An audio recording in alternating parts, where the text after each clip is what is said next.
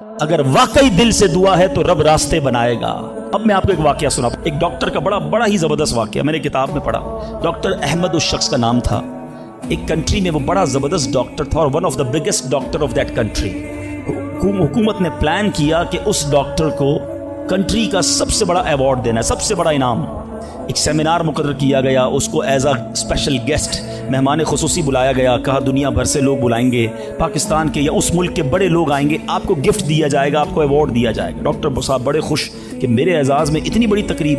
مثال دیتا ہوں، ان کی منڈے کو تقریب تھی، سنڈے کو انہوں نے فلائٹ بک کر لی کیپٹل جانے کے لیے، دارالحکومت میں جانے کے لیے۔ سنڈے کو جب فلائٹ ٹیک آف ہوتی ہے، بڑے خوش ہیں ڈاکٹر صاحب کے لائف ٹائم ایک ایسا ایوارڈ مجھے ملنے والا ہے جو پوری زندگی میں نہیں ملا مجھے۔ فلائٹ ٹیک آف ہوئی اور جہاز جو ہے وہ جیسے ہی ٹیک آف ہوا تھوڑی دیر بعد موسم خراب ہو گیا، جہاز میں بڑے ہچکولے آنے لگے، بڑی گھبراہٹ ان کو ہو گئی، ایسا لگا کہ جہاز کہیں حادثے کا شکار نہ ہو جائے۔ کیپٹن نے اعلان کیا کہ جہاز میں کوئی فنی خرابی ہے، موسم بھی بڑا خراب ہے، ہمیں کسی چھوٹے سے ایئرپورٹ پر جہاز اتارنا پڑے گا۔ اس جہاز کو ایک چھوٹے ایئرپورٹ پر خیریت سے لینڈ کروایا گیا، سب لوگوں نے سکون کا سانس لیا۔ ڈاکٹر صاحب پریشان تھے کہ مجھے آج کسی صورت بھی کیپٹل دارالحکومت پہنچنا ہے، کل ایوارڈ میرے لیے ہے، ساری دنیا آنی ہے اور میں نہیں پہنچ سکا۔ ڈاکٹر صاحب ویٹ کرتے رہے کہ اب کب اڑے گا۔ ایئرپورٹ کے عملے نے کہا کہ حضور آج جہاز نہیں اڑ سکتا، یہ جہاز میں ایسی خرابی ہے، ہمارا ایئرپورٹ بھی بہت چھوٹا ہے، ہمارے یہاں کوئی ٹیکنیکل اسٹاف نہیں ہے، یہ کل ہو سکے گا۔ ڈاکٹر صاحب کہے میں مر جاؤں گا، بہت بڑا پرابلم ہو جائے گا، مجھے کل بہت بڑا ایوارڈ ملنا ہے، مجھے کیپٹل پہنچنا ضروری ہے۔ کہ دیکھیں اگر آپ نے واقعی وہاں پہنچنا ہے نا تو اس کا آسان حل ہے، آپ گاڑی کرائے پہ لیں، جہاں جانا ہے وہ 6-7 گھنٹے کی ڈرائیو ہے، آپ رات تک پہنچ جائیں گے، آپ جہاز کا انتظار نہ کریں۔ ڈاکٹر صاحب کو مشورہ سمجھ آیا، رینٹا کار لی، گاڑی ڈرائیو کرنا شروع کی۔ سارے راستے میں بارش، بجلی چمک رہی ہے، اکیلا ڈرائیور گاڑی چلا رہا ہے ڈاکٹر صاحب۔ اچانک اس کو سمجھ ہی نہیں آئی، راستہ پہلی بار تھا، وہ کسی ان نون راستے پر چڑھ گیا، موٹر وے سے اتر کر کسی چھوٹے راستے پہ چلا گیا۔ چلتے چلتے چلتے بارش زبردست، بھوک زیادہ لگی، ڈاکٹر کو احساس ہو گیا کہ میں غلط راستے پر آ گیا۔ اب بارش بھی اتنی، بھوک سے برا حال، دیکھا ایک چھوٹا سا گھر، اس میں بلب جل رہا تھا۔ اس ڈاکٹر نے گاڑی وہاں پارک کی، دروازہ نوک کیا، ایک بوڑھی خاتون باہر نکلی، کہا بیٹا کون ہو؟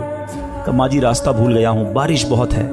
کہا بیٹا اندر آ جاؤ۔ اس خاتون نے جو گھر میں کھانا بنا تھا ڈاکٹر کو پیش کیا۔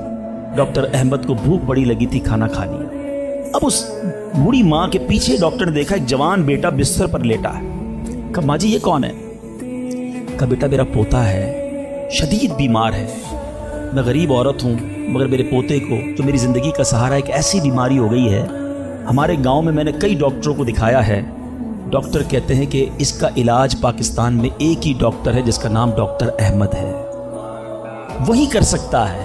بیٹا ہر نماز کے بعد دعا کرتی ہوں کہ اتنے پیسے جمع ہو جائیں کہ میں اپنے اس معذور بیٹے کو ڈاکٹر احمد کے پاس لے جاؤں، تم مجھے مسافر لگتے ہو، ذرا تم بھی دعا کر دو میرے بیٹے کا علاج ہو جائے۔ ڈاکٹر احمد دسترخوان پر بیٹھ کر رونے لگا، کہتا ہے ماں جی میرے جہاز کا خراب ہونا، چھوٹے ایئرپورٹ پر اترنا، میری گاڑی کا راستہ بھولنا اور آپ ہی کے دروازے پر آ کر کھڑے ہونا، یہ فقط آپ کی دعاؤں کا ثمرہ ہے، میں ہی ڈاکٹر احمد ہوں، آج آپ کے گھر میں آ گیا ہوں، میں آپ کے بیٹے کا علاج کروں گا۔